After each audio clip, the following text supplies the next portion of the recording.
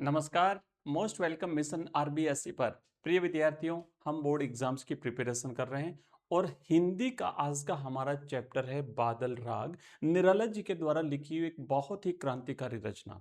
प्रिय विद्यार्थियों, board exam के दृष्टिकोण के हिसाब से आज हम इसकी कंप्लीट व्याख्या पढ़ने वाले हैं। एक एक लाइन की कठिन शब्दार्थ के साथ उसकी व्याख्या कराऊंगा और आपको ये भी बताऊंगा कि कहाँ कहाँ से प्रश्न बन सकते हैं। आइए पढ़ते हैं इस कविता को बिल्कुल शानदार तरीके से। थोड़ा सा एक आप जानेंगे इस कविता का एक बैकग्राउंड हल्का सा जान लीजिए कि ये जो कविता है आपकी, इसके रचिता है सूर्यकांत त्रिपाठी निराला। ध्यान देना, ये निराला की रचना है बादल राग। तो रचिता कौन हो गए? निराला। रचना का नाम है बादल राग और ये इनके अनामिका के छठे खंड से ली गई। कई बार ये प्रश्न बनता है कि बादल राग कविता कवि निराला के किस काव्य संग्रह से ली गई है, कि ना काव्य संग्रह का नाम पूछा जाता है। तो काव्य संग्रह जो है वो है अनामिका। आप इतना भी याद रख लें, अगर अनामिका, तब भी आपका काम चल जाएगा। अनामिका 6 खंडों में प्रकाशित हुई है और उसके छठे खंड से कविता ली गई है। दूसरा ध्यान देना, कई बार कविता का केंद्रीय भाव पूछा जाता है। किसी भी कविता का पूछा जा सकता है। मैं अपनी हर क्लास में हर कविता का केंद्रीय भाव आपको बताता हूं। और न केवल हिंदी में बल्कि इंग्लिश में भी जैसे थीम पूछी जाती है, सेंट्रल आइडिया पूछा जाता है।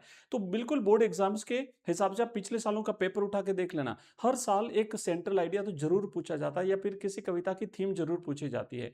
तो ये जो कविता है हमारी बादल राग कविता, इस कविता का केंद्रीय भाव क्या है? यह एक प्रगतिवादी कविता है। बहुत ही इंपॉर्टेंट चीज है, ये कविता कैसी है? प्रगतिवादी कविता है जिसमें बादल को क्रांति और बदलाव का प्रतीक माना गया है।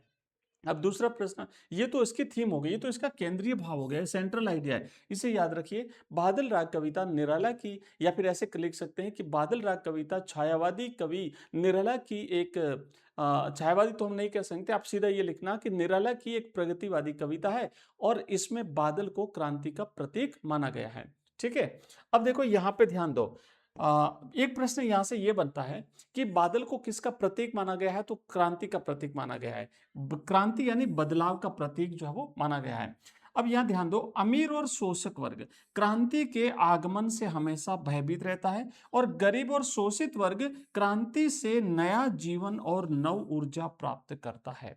ठीक है, ये दो चीजें, ये दो ही महत्वपूर्ण बात आपको यहाँ पे ध्यान रखनी है। शोषक वर्ग और शोषित वर्ग के बीच का जो भेदभाव है उसे मिटाने का काम करने वाला कौन है? वो है बादल। क्योंकि बादल क्रांति का प्रतीक है, बादल क्रांति का और नव जीवन का प्रतीक है।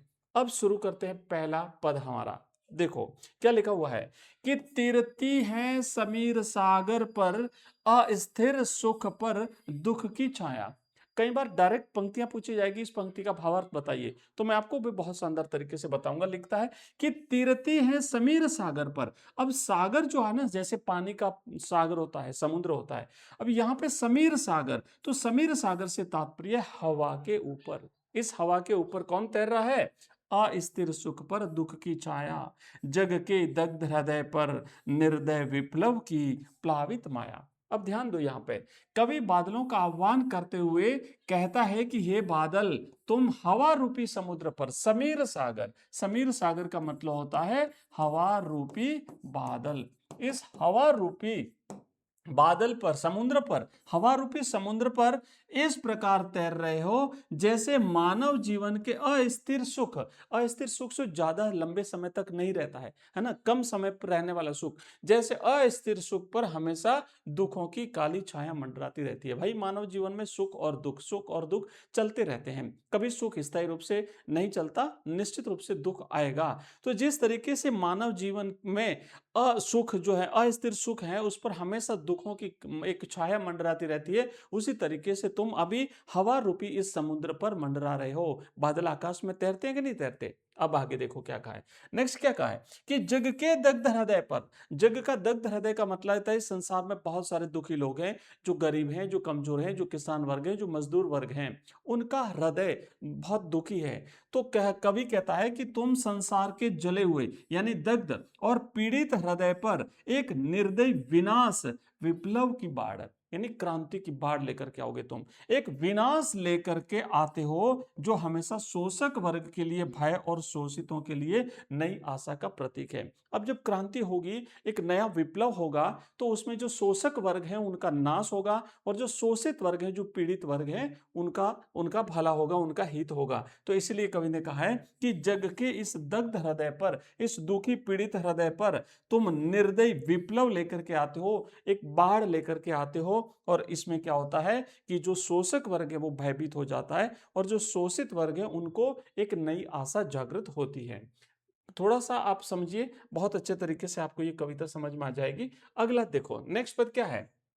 कवि क्या कहता है, बादलों का फिर आह्वान करते हुए कहता है कि यह तेरी रणतरी, है ना। रण का मतलब क्या होता है, रण मैंने युद्ध क्षेत्र, ठीक है, रण मैंने युद्ध क्षेत्र। तो कवि उस बादल को युद्ध क्षेत्र की तरी मैंने नौका, तरी का मतलब क्या होता है, नौका बताता है। कवि कहता है कि यह तेरी रणतरी भरी आकांक्षाओं से, किससे भरी हुई है, जैसे एक युद्ध का जो एक यूं कह सकते हैं कि जो एक बेड़ा होता है या फिर ऐसा कोई युद्ध की नौका जो होती है, उसमें युद्ध के जो साजो सामान होते हैं वो साजो सामान से भरी होती है, उसी तरीके से आकांक्षाओं से भरी हुई है। घन भेरी गर्जन से सजग सुप्त अंकुर उर्मे पृथ्वी के आशाओं से। अब कवि यहाँ पे कहता है कि कवि बादल को एक योद्धा मानता है। वह कहता है कि हे बादल, हे बादल, यह आसमान तुम्हारी युद्ध की नौका है, रणतरी है। यह आकाश जहां पे तुम तैर रहे हो, ये युद्ध की नौका है जो दबे कुचले लोगों की नई आकांक्षाओं से भरी हुई है।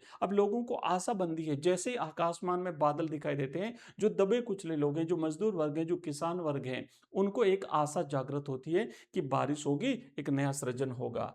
तुम्हारे युद्ध नगाड़े, यानी भेरी गर्जन, यानी जो बादलों की गर्जना होती है उसको युद्ध के नगाड़ों की संज्ञा दी है कवि ने, कि जैसे गड़गड़ाहट को सुन करके धरती के सीने, उर का मतलब होता है हृदय में, धरती के हृदय में जो बीज पड़े हुए हैं लंबे समय से, है ना, धरती के सीने में सोए हुए कमजोर बीज, यानी जो सुप्त अंकुर है, क्योंकि बिना पानी के बीज कैसे उगेंगे, पर जैसे ही बारिश होगी वो बीज उगते हैं, चारों तरफ हरियाली फैल जाती है। तो जो सुप्त अंकुर है वह भी नया जीवन पाने की आशा में जाग उठता है। कवि ने तुलनात्मक रूप से बताया है कि पृथ्वी के हृदय में जो सोया हुआ बीज है, जैसे ही बारिश होगी वो बीज भी उगेगा, एक नया जीवन प्राप्त करेगा। उसी तरीके से जो दबे कुचले लोग हैं वो भी बादलों के से एक नए जीवन की आशा में खुश हो जाते हैं। आइए आगे बढ़ते हैं। अब कवि यहाँ पे क्या लिखता है, नव जीवन की ऊंचा कर सिर ताक रहे हैं हे विप्लव के बादल। कवि कहता है कि वो जो बीज है ना, वो भी एक नया जीवन प्राप्त करने की आशा के साथ में ऊपर की तरफ देख रहे हैं, आसमान की तरफ देख रहे हैं। कवि कहता है कि वे छोटे छोटे बीज जो गरीब और शोषित वर्ग का प्रतीक है। यहाँ पे ये जरूर बात ध्यान देना कि बीज किसका प्रतीक है, उस शोषित वर्ग का, उस किसान वर्ग का, उस कमजोर वर्ग का प्रतीक है। नया जीवन पाने के लिए अपना सिर ऊंचा करके तुम्हारी और बड़ी उम्मीद से देख रहे हैं। अब यहाँ पे वो बीज देख रहे हैं, पर कवि प्रतीकात्मक रूप से कहता है कि जो शोषित वर्ग है, वह बादल, वो तुम्हारी तरफ आशा भरी दृष्टि से देखता है। हे क्रांति के बादल, केवल तुम ही उनके जीवन में बदलाव ला सकते हो। आए समझ में भाई, आगे बढ़ेंगे।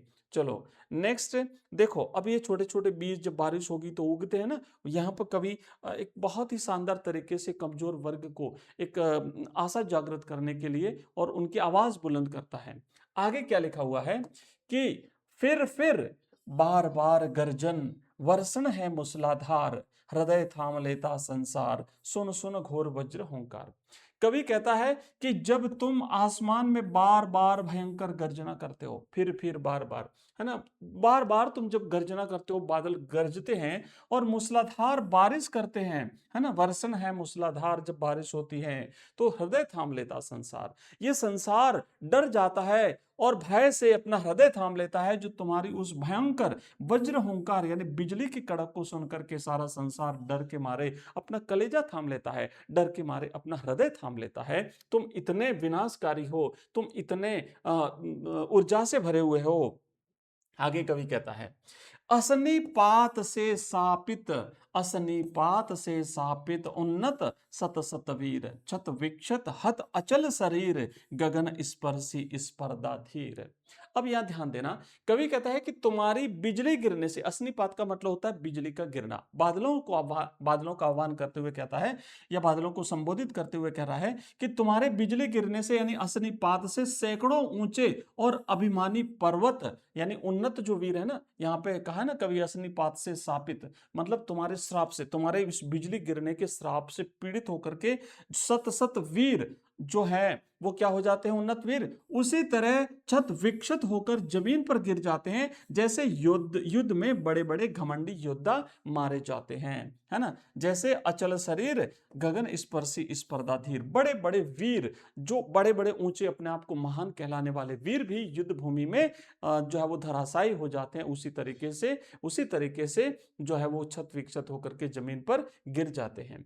अब कवि यहाँ पे ये कह रहा है कि शोषक और पूंजीपति वर्ग का प्रतीक है, मतलब ये जो यहाँ पे जो बात कर रहा है कवि, ठीक है, जिसका घमंड क्रांति आने पर टूट जाता है।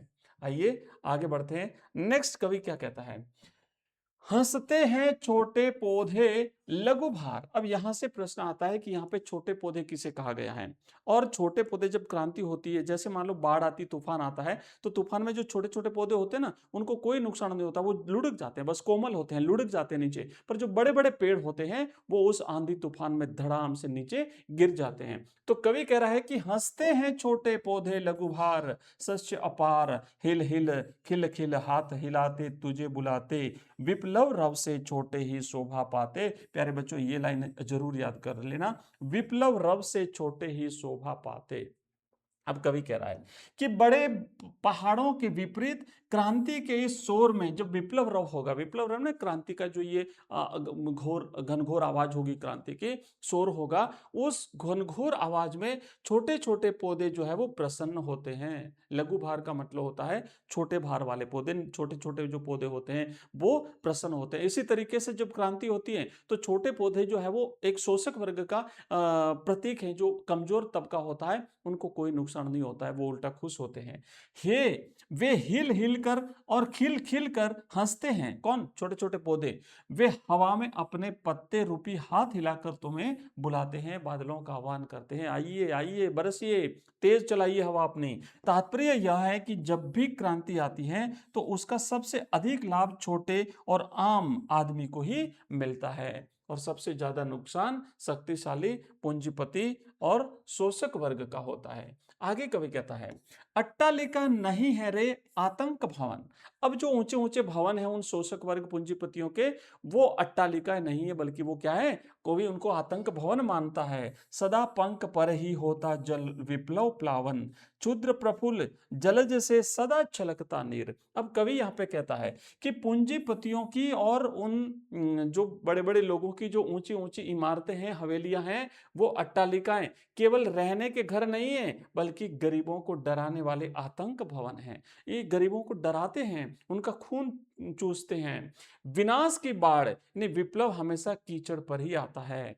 अब इतना विनाश होगा, जब इतना लोगों को डराया जाएगा तो फिर बाढ़ तो आनी है, फिर क्रांति तो होनी है। लेकिन यह भी सच है कि उसी कीचड़ से खिले हुए छोटे से कमल की पंखुड़ियों से हमेशा खुशी के आंसू भी छलकते हैं। अब यानी क्रांति भी होती है। आगे कविता कहता है कि रोग शोक में भी हंसता से सबका सुकुमार शरीर, रुद्र कोश है क्षुद्र तोष, अंगना अंग से लिपटे भी आतंक अंक पर कांप रहे हैं, धनी वज्र गर्जन से बादल।